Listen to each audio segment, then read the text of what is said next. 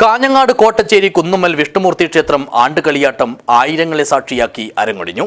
സമാപന സുദിനത്തിൽ കെട്ടിയാടിയ തെയ്യങ്ങളെ കണ്ട് ഭക്തമാനസങ്ങൾ സ്വയം മറന്ന് പ്രാർത്ഥനാ നിരതരായി.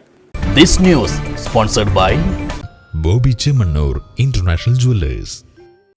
മുമ്പെങ്ങുമില്ലാത്ത വിധം ഇത്തവണ തുടർച്ചയായ 16 ദിവസത്തെ ഉത്സവാഘോഷങ്ങൾക്കാണ് കോട്ടച്ചേരി കുന്നുമ്മൽ വിഷ്ണുമൂർത്തി ക്ഷേത്രം വേദിയായത്. ഡിസംബർ 1-2 തീയതികളിൽ പ്രതിഷ്ഠാദിനാഘോഷവും 3 മുതൽ 10 വരെയുള്ള ദിവസങ്ങളിൽ ഭാഗവത സപ്താഹ യജ്ഞവും നടന്നു.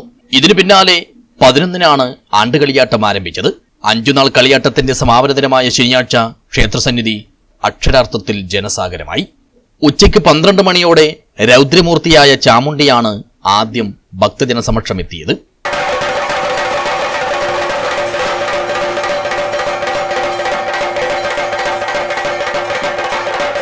രണ്ടരയോടെ പ്രധാനമൂർത്തിയായ പരദേവതയും അരങ്ങിലെത്തി.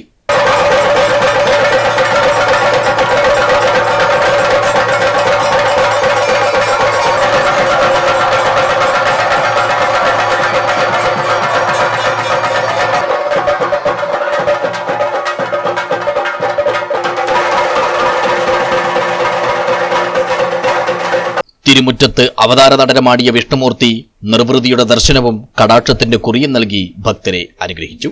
വൈകുന്നേരം 4 മണിയോടെ ഭക്തിയും ഭയവും വിടർത്തി ഉഗ്രമൂർത്തിയായ ഗുളികനും അരങ്ങുവാണു.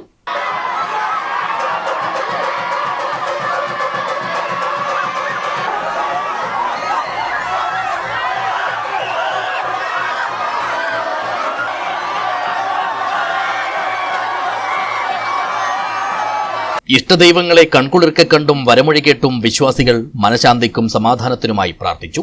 കളിയാട്ടത്തിന്റെ സമാപനം സാർത്ഥകമാക്കാനായി എത്തിയവർക്കെല്ലാം മതിവരുവോളമുള്ള അന്നദാനവും ഒരുക്കിയിരുന്നു.